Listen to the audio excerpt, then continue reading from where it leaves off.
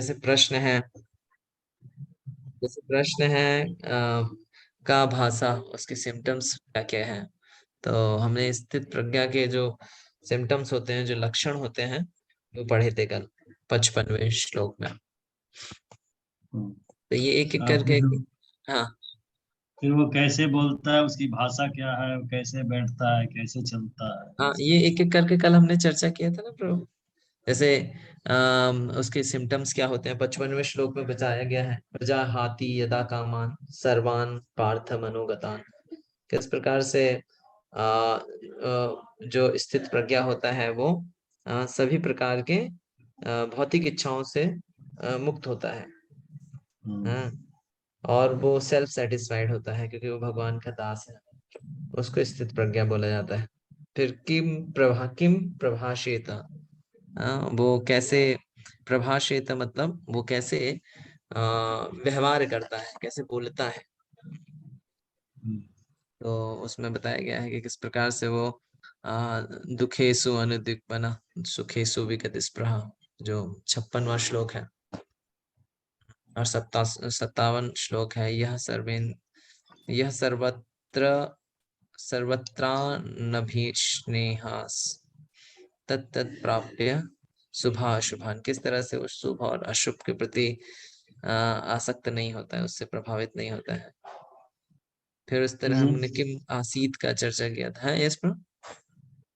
ये तो लक्षण हुए, बोलता कैसे ये कहाँ है, बोलता है कैसे, चलता कैसे है? इसमें बोलने का अर्थ है कि किस प्रकार से वो व्यवहार करता है, अच्छा। अलग अलग स्थितियों में कैसे व्यवहार करता है। किम आसीत का मतलब होता है, आसीत मतलब होता है वैसे बैठना, लेकिन बैठना वाले चर्चा नहीं है कि वो बैठता कैसे है। चर्चा है कि वो उसकी इंद्रियां कैसे बैठती हैं। मतलब वो इंद्री भोग की वस्तु जब सामने आती है तो उसकी इंद्रियां कैसे व्यवहार करती है, वो है बैठने का अर्थ। अच्छा है अच्छा, ना। जी जी। तो मतलब इनडायरेक्ट वे है, जैसे बोलने का अर्थ डायरेक्ट बोलना नहीं है, बल्कि बोलना मतलब इंद्रियां कैसे व्यवहार करती हैं उसकी, वो कैसे व्यवहार करता है जब उसके जीवन में जो विभिन्न स्थितियां आती हैं। है ना। हम्म। तो इस तरह से ठीक है। तो कल हमने पढ़ रहे थे, तो एक पॉइंट था वो आपके एग्जाम का भी है। उसमें आप लोग भगवत गीता में देख सकते हैं 2.40, 2.40 जो श्लोक है। हाँ, कृष्ण 40वां श्लोक और 41वां श्लोक उसमें। 40वां श्लोक जो हमने कल पढ़ा था, नेहा विक्रमो नास्वस्ति प्रत्यवायो न विद्यते स्वल्पमश्च धर्मश्च त्रायतो महतो भय, ये श्लोक। और 41वां श्लोक, 40वें श्लोक में बताया गया है किस प्रकार से ये जो बुद्धि योग का पथ है, इसमें कोई नुकसान नहीं होता है ना। तो और जो बुद्धि योग का जो पथ है वो व्यवसायत्मिका वाला पथ है ना। तो ये दोनों जो श्लोक हैं, इसमें दो महत्वपूर्ण शब्दों का उपयोग हुआ है। एक है प्रत्यवायो न विद्यते, प्रभुपाद जी ने उसका क्या ट्रांसलेशन लिखा है प्रत्यवायो न विद्यते का।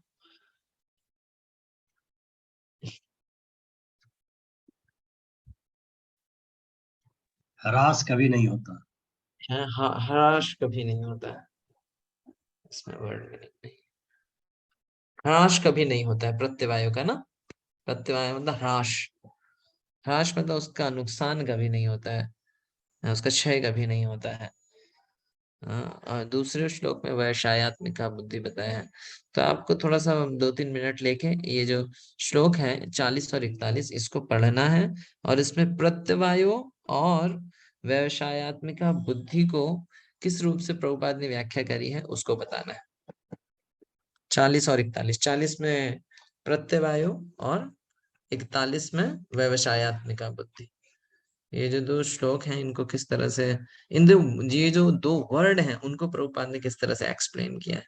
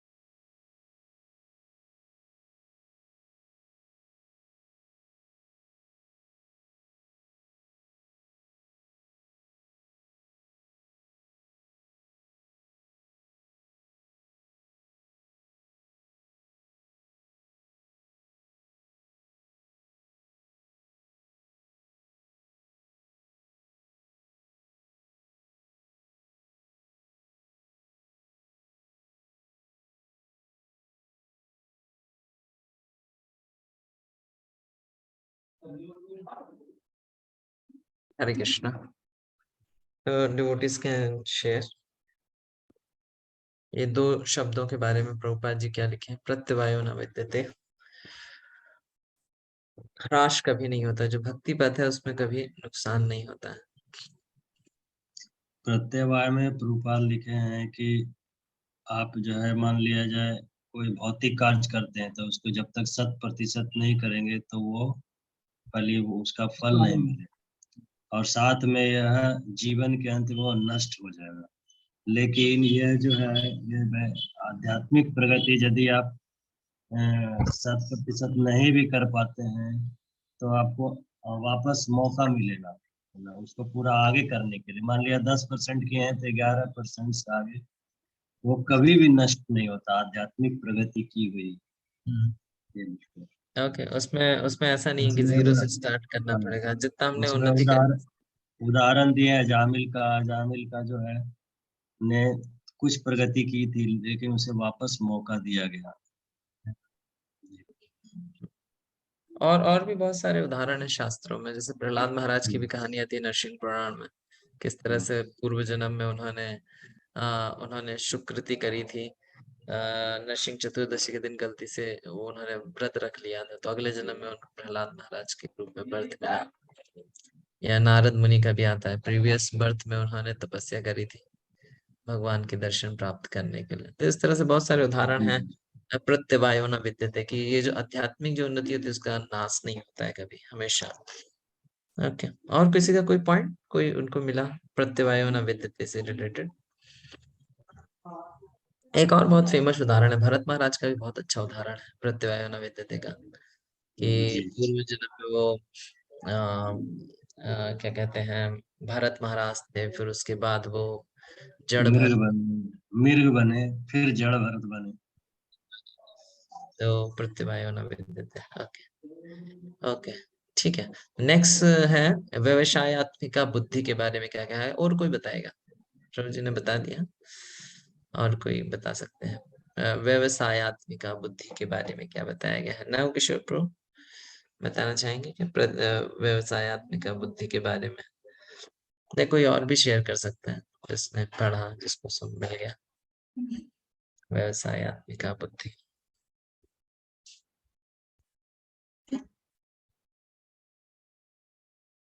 41 श्लोक में।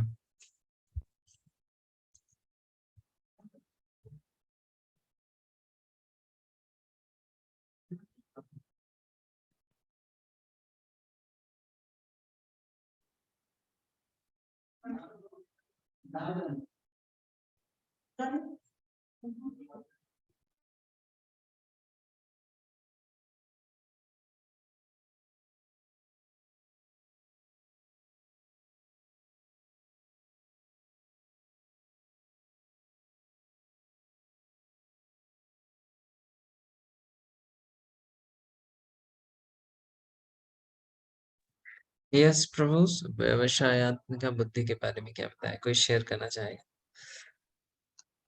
और कोई शेयर? व्यवसाय आप तो बता चुके हैं, जिन्होंने अभी तक नहीं शेयर किया they can शेयर व्यवसायत्मिका बुद्धि के बारे में। यस। हरे कृष्णा प्रभु जी।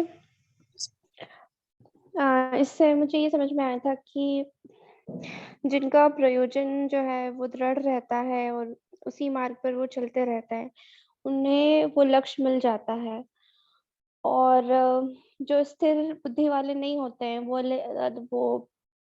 अलग-अलग, जैसे यहाँ पे लिखा है, वो अनेक शाखाओं में विभक्त हो जाते हैं, डाइवर्ट हो जाते हैं अपने गोल से, अगर वो अपने गोल में दृढ़ नहीं है तो। Thank you. और किसी का कोई पॉइंट व्यवसायत्मिका बुद्धि के बारे में? व्यवसायत्मिका बुद्धि, माधव सखा प्रो कुछ बोलेंगे? आपका आवाज नहीं आ रही ब्रो, माधव सखा प्रो की आवाज नहीं आ रही। आप वीडियो ऑफ करके बोल सकते हैं ब्रो, आपका नेट भी स्लो है शायद। हरे कृष्ण प्रभु। हाँ, यस ब्रो, अभी आ रही है। जी थैंक यू प्रभु। Yes yes. प्रभु व्यवसाय आत्मिका शब्द का मतलब है कृष्ण भावनामृत से हैगा कि जो आदमी कृष्ण भावनामृत में हो जाता है फिर उसको सारे कार्य करने की, देश सेवा करने की या समाज की सेवा करने की या किसी भी प्रकार के कार्य करने की जरूरत नहीं है, क्योंकि वो कृष्ण में भावित हो चुका है। जिस प्रकार से उदाहरण दिया प्रभुपाद जी ने इसमें बताया था तात्पर्य के अंदर कि तो फिर ना पत्ती को तो यहाँ पे जो बताया व्यवसाय आत्मिका का शब्द कि कृष्ण भावनामृत में स्थिर हो जाता है मनुष्य, उसका तात्पर्य यही है कि वो फिर उसको कुछ भी करने की जरूरत नहीं है, वो बस उसमें स्थिर रहता है। हरे कृष्ण। ओके, व्यवसायत्मिका बुद्धि का जो अर्थ है प्रभुपाद पहले ही श्लोक पहली लाइन में लिखते हैं तात्पर्य, strong faith that by Krishna consciousness one will be elevated to the highest perfection of life is called व्यवसायत्मिका बुद्धि। एक मतलब एक दृढ़ श्रद्धा होना कि कृष्ण भावनामृत ग्रहण करने से ही सभी तरह के जो सिद्धि है वो प्राप्त हो जाएगी, है ना। व्यवसायत्मिका बुद्धि का अर्थ है। ये श्लोक बहुत इम्पोर्टेंट है क्योंकि ये जो श्लोक है ये शिला प्रभुपाद जी जब पढ़ रहे थे तो प्रभुपाद जी ने इसमें जो विश्वनाथ चक्रवर्ती ठाकुर द्वारा जो तात्पर्य दिया गया है उसको पढ़ा था, और जब उन्होंने उसको पढ़ा तो वो बहुत प्रभावित हुए थे कि किस प्रकार से जब तक व्यवसायत्मिका बुद्धि है तब तक सफलता प्राप्त करना मुश्किल ही है ना। बहुशाखा ही अनंताश्च बुद्धि अव्यवसायी नाम। और व्यवसायत्मिका का अर्थ होता है, व्यवसायत्मिका जो शब्द है वो व्यवसाय से आया है। व्यवसाय मतलब बिजनेस, ऑक्युपेशन, है ना। तो व्यवसायत्मिका बुद्धि का अर्थ होता है एक मतलब वन पॉइंटेड अटेंशन, है ना। तो यहाँ से प्रभुपाद बहुत इंस्पायर्ड हुए थे कि जो आध्यात्मिक गुरु का जो निर्देश है, हाँ, वो उस पे हमारा एक चित्त होना चाहिए और ना करिए हम माने आशा, that we should have only one goal to fulfill the words of the spiritual master। and उसमें लिखी थी and one should accept the instruction of the spiritual master as one's mission life, one's mission in the life, the mission of life should be to fulfill the instruction of the spiritual master। तो इस तरह से वे जो ये व्यवसायत्मिका है उसको व्याख्या कर दी जाती है। ओके, व्यवसायत्मिका बुद्धि। ओके,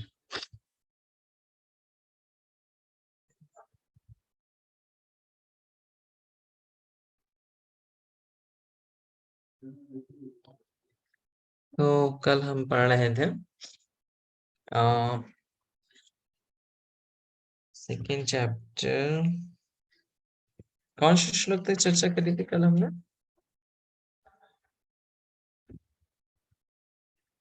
58 नंबर प्रभु जी, 58 नंबर।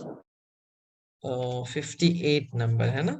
हाँ, 58 स्थित प्रज्ञा, ये कुर्म वाला उदाहरण हमने चर्चा कर लिया था।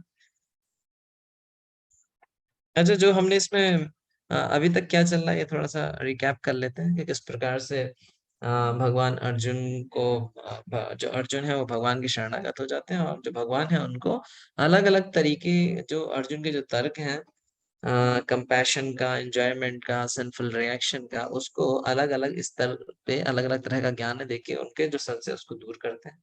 पहला जो उनका संशय था कंपैशन का, तो वो सोल के बारे में ज्ञान देते हैं, सांख्य योग देते हैं। उसके बाद फिर जो एंजॉयमेंट का था उसमें कर्मकांड के बारे में बताते हैं, किस तरह से कर्मकांड के हिसाब से अगर हम देखेंगे तो तुम्हें युद्ध करना चाहिए, युद्ध नहीं करोगे तो बल्कि वो उससे सफरिंग मिलेगी। और फिर पाप के बारे में बताते हैं कि किस प्रकार से शास्त्रों के अनुसार अगर तुम कार्य नहीं करते हो तो तब तुम्हें पाप लगेगा, है ना। क्षत्रिय आप उसको नहीं त्याग कर सकते। फिर भगवान बोलते हैं कि उसको कि तुम ऐसा कैसे काम करोगे जिससे तुम्हें पाप ना लगे, ऐसा। तो उसके लिए बताते हैं कि तुम्हें निष्काम कर्म योग को पालन करना पड़ेगा। तो निष्काम कर्म योग में फिर भगवान उसमें स्थित प्रज्ञा के बारे में बताते हैं कि जो स्थित प्रज्ञा होता है, जो बुद्धि योग का पालन करता है, वो किस प्रकार से उसकी जो बुद्धि होती है वो स्थित हो जाती है, मतलब क्या कहेंगे उसको, आत्मतुष्टि के स्तर पे पहुंच जाती है। या जीवन मुक्त जो होता है उसको स्थित प्रज्ञा बोला जाता है। तो इस प्रकार से फिर अर्जुन पूछने लगते हैं क्या क्या उसके लक्षण होते हैं, वो कैसे बोलता है, कैसे बैठता है, कैसे बात करता है। तो उसमें हमने 58 जो श्लोक है उसमें किस तरह किम आशीत का अर्थ होता है वो उसकी जो इंद्रियां हैं वो कैसे कार्य करती हैं, या मतलब हाउ द मतलब जो इंद्रियां हैं वो कैसे रिएक्ट करती हैं। तो उसमें उदाहरण बताया गया कि इंद्रियों को वो निग्रह कर लेता है, परंतु इंद्रिय निग्रह करना भी सॉल्यूशन नहीं होता है। इंद्रियों को नियंत्रित करने का सॉल्यूशन इंद्रिय निग्रह नहीं है। वो बताते हैं higher test, giving the higher test, इंद्रियों को उच्च स्वाद देना चाहिए। तो रस वर्जम रसो अपि यस्य परम दृष्टा निवर्तते, only by giving the higher experience, higher test, one can surpass the hankering of the senses. इंद्रियों का जो वो है उसको नियंत्रित किया जा सकता है। तो इस तरह से हम अपने कृष्ण भावनामृत आंदोलन में भी देखते हैं कि अलग अलग प्रकार से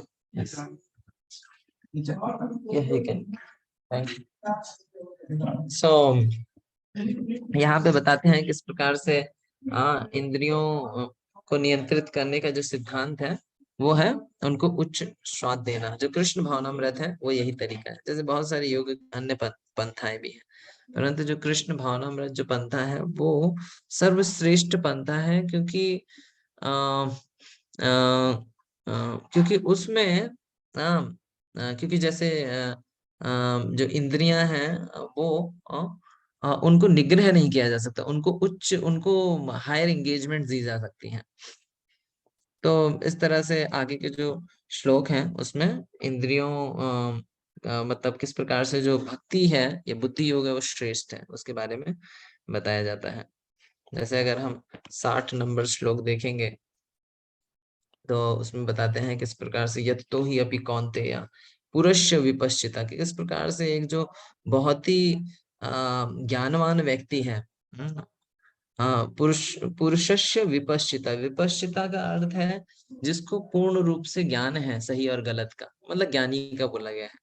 जो इवन जो ज्ञानी लोग भी हैं वो बहुत प्रयास करते हैं इंद्रिय निग्रह का। इंद्रियाणी प्रमाथिनी, इंद्रियाणी जो इंद्रियां हैं वो बहुत प्रमाथी मतलब बहुत शक्तिशाली हैं, है ना। हरंती प्रशभम मना, लेकिन वो प्रसभम मना मतलब वो किसी का भी मन विचलित कर सकती हैं। इंद्रियां इतनी शक्तिशाली हैं। तो यहाँ पे भगवान आगे के श्लोकों में बताने जा रहे हैं किस प्रकार से जो एक जो ज्ञानवान व्यक्ति है, जो ज्ञानी है, वो भी शुद्ध रूप से आध्यात्मिक उच्च स्तर पे नहीं है, क्योंकि वो भी कभी कभी विचलित हो सकता है ना। तो इसीलिए जो 61 नंबर श्लोक है उसमें भगवान बोलते हैं, अपने आप को यहाँ पे बताते हैं, तानी सर्वाणी संयम्य, जो इंद्रियां हैं उनको संयम करना चाहिए। युक्त आसीत मत परा, कैसे संयम करना चाहिए, कैसे संयम करना चाहिए, युक्त आसीत मत परा, मेरे पे नियोजित करके संयम करना चाहिए। तो यहाँ पे देखिए कि 60वें श्लोक में भगवान ज्ञान के बारे में बताते हैं। जो ज्ञानी लोग हैं उनकी इंद्रियां विचलित हो जाती है। जैसे बहुत सारे उदाहरण है ना, बहुत सारे उदाहरण है कि किस प्रकार से जो ज्ञानी लोग होते हैं, जैसे विश्वामित्र का उदाहरण आता है ना, कि वो ज्ञान के स्तर थे परंतु फिर भी वो विचलित हो गए थे। ये जैसे बहुत सारे ऐसे हैं जो ज्ञान के स्तर से रहते हैं लेकिन परंतु इंद्रियों का जब वेग आता है तो वो उस इंद्रियों के वेग को नहीं संभाल पाते, है ना। तो इसलिए यहाँ पे बोलते हैं मत युक्त आशित मत पर, वो जो इंद्रियां हैं उनको आप मेरी सेवा में लगाओ, मत पर मेरे पे लगाओ। यह वशे ही यश इंद्रियाणि तस्य प्रज्ञा प्रति, और जो इस तरह से कार्य करता है उसको बोला जाता है the man of study intelligence. तस्य प्रज्ञा प्रति, जो उसकी प्रज्ञा है, जो उसकी बुद्धि है, वो निश्चित है, सुनिश्चित है। तो इस तरह से 60 और 61 श्लोक के माध्यम से यहाँ पे बुद्धि योग की जो प्रधानता है या भक्ति योग जो है उसको श्रेष्ठ बताया गया है। ठीक है, उसके आगे जो श्लोक है उसमें बताते हैं किस प्रकार से जो जो स्थित प्रज्ञा जो व्यक्ति होता है वो खाली इंद्रियों को ही नियंत्रित नहीं करता है बल्कि मन को भी नियंत्रित करता है। और मन को नियंत्रित ना करने से किस प्रकार से उसका पतन होता है, ये 62 63 श्लोक में बताया गया। ये श्लोक बहुत ही फेमस है ना।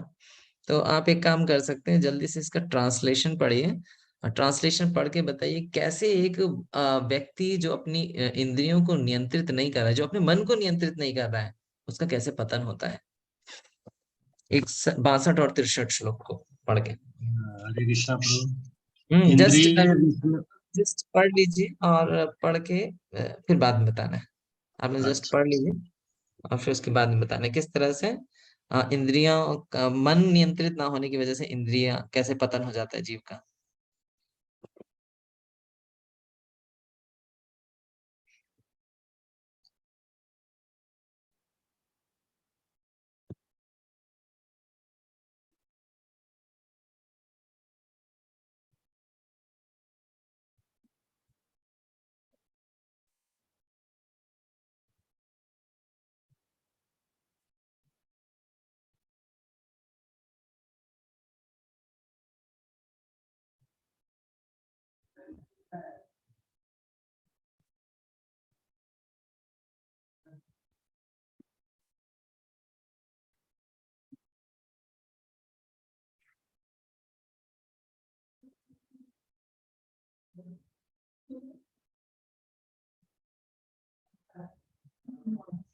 ओके, तो ये तो सिंपल श्लोक है।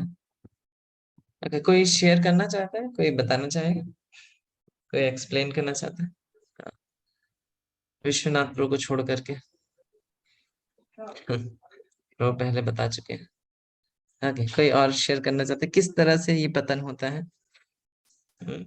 बहुत इंपॉर्टेंट श्लोक है ये, मतलब। हरे कृष्णा प्रभु जी, धन्य प्रणाम। Yes, relax देखो। ये श्लोक नंबर 62 में ये बताया गया है कि मतलब जब आपको स्टेप्स बताने हैं ब्रो, कैसे कैसे किसके बाद क्या होता है, किसके वैसे तो श्लोक में बताया, लेकिन आपको अपने शब्दों में बताना है कैसे हाँ करके वो क्या।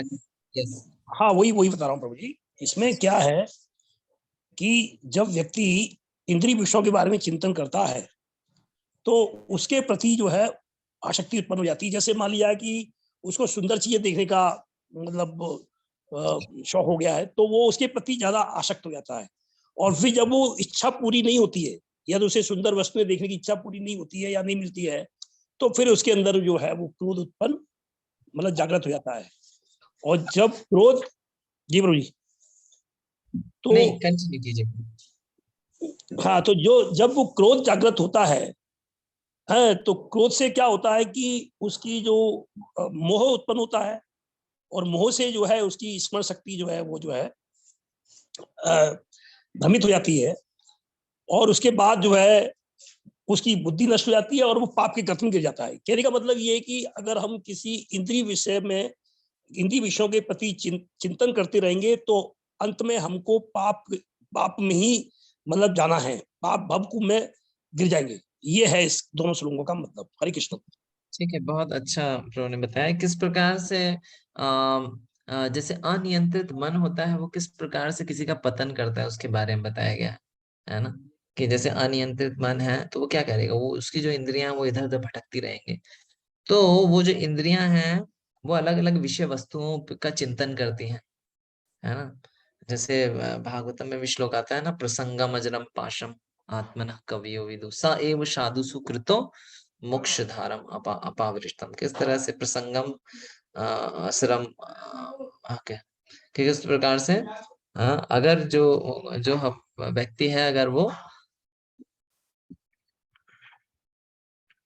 प्रसंगम अजरम पाशम की किस प्रकार से अगर वो आसक्ति अपनी भौतिक लोगों से करता है तो उसका पतन हो जाता है। लेकिन स एव साधु सुकृतो, लेकिन अगर वो साधुओं से वही आसक्ति करता है, मोक्ष द्वारम, उसके मोक्ष के द्वार खुल जाते हैं। तो उसी तरह जो मन है वो किन विषय वस्तुओं का चिंतन कर रहा है, और जिन विषय वस्तुओं का चिंतन करता है वो उससे आसक्त हो जाता है ना। तो हमारे लिए बहुत महत्वपूर्ण, जैसे जो कृष्ण भावना भावित व्यक्ति हैं तो उनके जो विषय वस्तु है वो कृष्ण से ही जुड़े होने चाहिए, कृष्ण भावना भावित होनी चाहिए वो विषय वस्तु। नहीं तो क्या होगा, हाँ वो उनसे आसक्त हो जाएगा, और जब उनसे आसक्ति हो जाती है तो वो बहुत तीव्र इच्छा उसके अंदर उत्पन्न हो जाती है उनको प्राप्त करने की। अगर वो प्राप्त कर लेता है तो उसका लालच बढ़ जाता है, हाँ? और प्राप्त नहीं करता है तो उसको गुस्सा बढ़ जाता है, हाँ। तो इस प्रकार से जो भौतिक वस्तु के प्रति जो उसकी आसक्ति है वो किस प्रकार से उसको उसका पतन करती है। फिर जब उसको क्रोध उसको प्राप्त नहीं होता, उसका जो काम है पूर्ण, क्योंकि वैसे भी काम कभी पूर्ण नहीं हो सकता इस भौतिक जगत में, जो भोग की इच्छा है वो कभी पूर्ण नहीं हो सकती है। उसका कारण है क्योंकि जो इंद्रियां हैं वो तो सच्चिदानंद हैं, और उन सच्चिदानंद इंद्रियों का जो तर्पण है वो असत, अचित और निरानंद वस्तुओं से किया जा रहा है, तो वो कभी भी तृप्त नहीं होती हैं। इसीलिए जो जो इंद्रियां हैं वो अलग अलग विषय वस्तुओं के ऊपर भागती रहती हैं, कभी ये विषय वस्तु कभी वो विषय वस्तु। तो इसलिए उसको काम पूर्ण ना होने की वजह से क्रोध, और क्रोध की वजह से उसको भ्रम होता है, उसकी जो बुद्धि होती है, बुद्धि नाशात प्रणश्यति, और बुद्धि नाश की वजह से he lost all the good sense, जो बुद्धि होती है उसको त्याग करके वो उसका पतन हो जाता है। तो इस तरह से यहाँ पे एक व्यक्ति का किस प्रकार से अनियंत्रित मन के कारण पतन होता है उसके बारे में बताया गया। अब आगे के जो श्लोक है उसमें जो एक व्यक्ति है, जो स्थित मुनि है, वो किस प्रकार से अपनी इंद्रियों को नियोजित करता है उसके बारे में बताया गया है। 65 श्लोक। प्रसादे सर्व दुखानाम हानिरस्योपजायते प्रसन्न। इसको ट्रांसलेशन पढ़ लीजिए कोई जन। प्रभु जी हरे कृष्णा। हाँ, यस। प्रभु जी भवकूप में पुनः गिर जाता है मतलब क्या है यहाँ पर? भवकूप में पुनः गिर जाता है मतलब है कि जो जन्म मृत्यु का जो चक्कर है उसमें दोबारा से वो कंटिन्यू करता है ना, अनियंत्रित मन की वजह से। भले ही वो मनुष्य योनि में आ गया है, उसके पास अवसर है बाहर जाने का, लेकिन फिर भी जिस तरह से पशु योनि में वो इंद्रिय भोग में आसक्त है, तो उसी तरह मनुष्य योनि में भी वो इंद्रिय भोग में लगने के कारण उसका फिर उस चक्कर से बाहर नहीं आ पाता, बल्कि इस जो भौतिक चक्र है उसमें ही घूमता रहता है।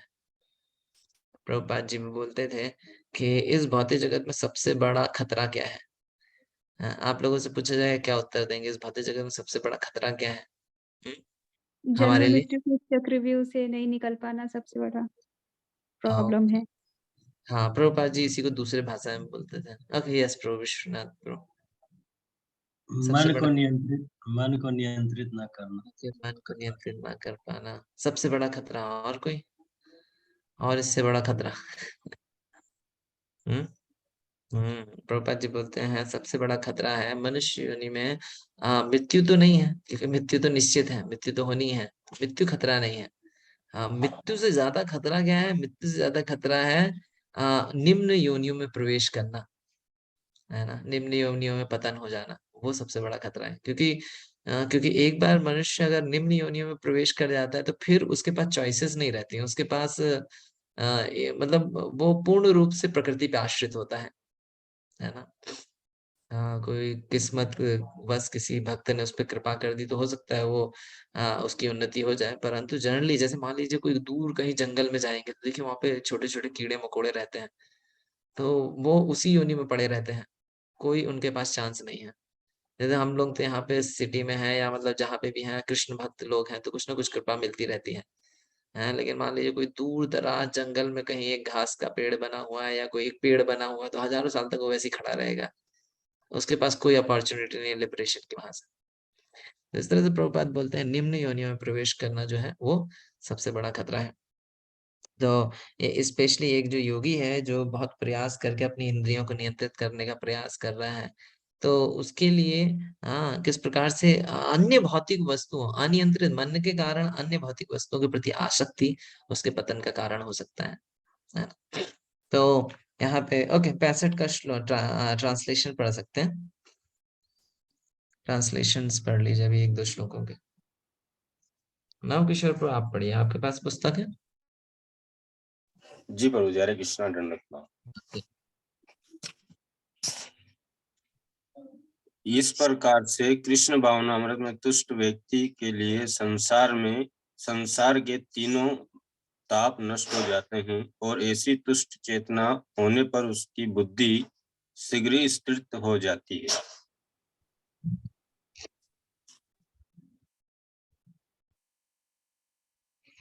फिर आगे पढ़िए।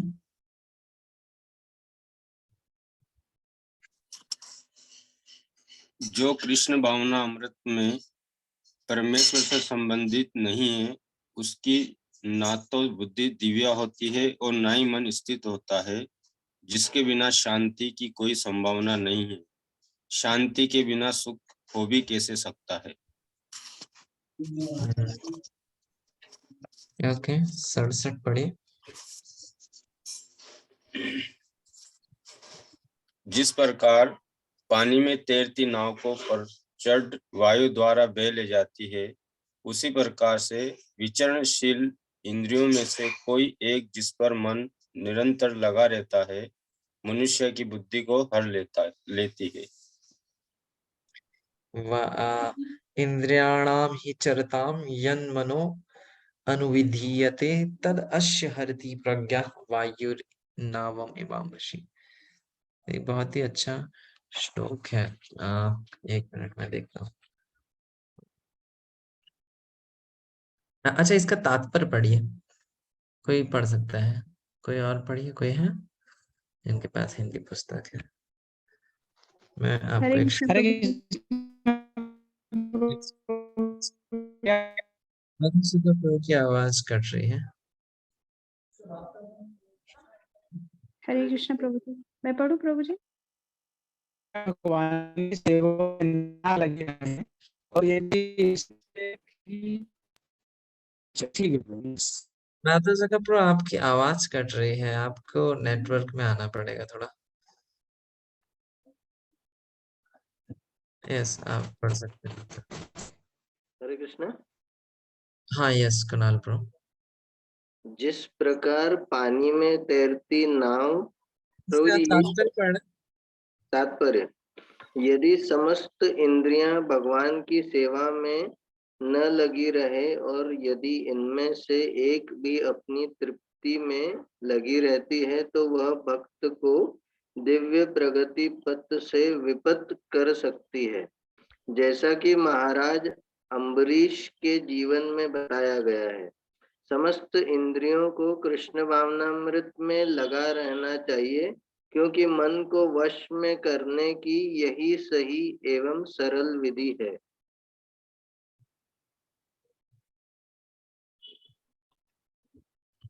इतने 67।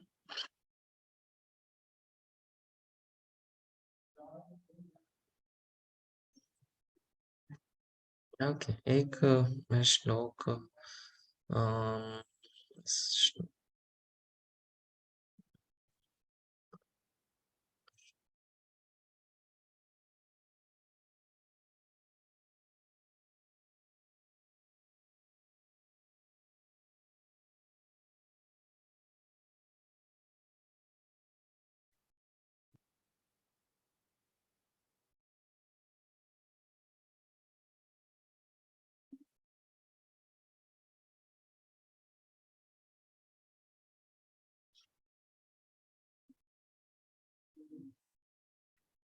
एक मैं श्लोक सर्च कर रहा हूँ, मैं आपको दिखा रहा था।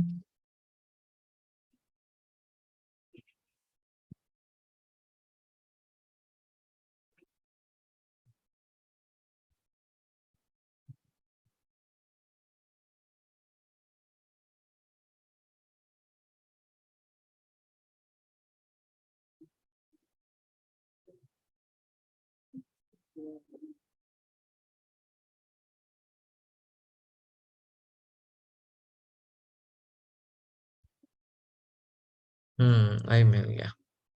ये श्लोक को मैं आपको दिखाता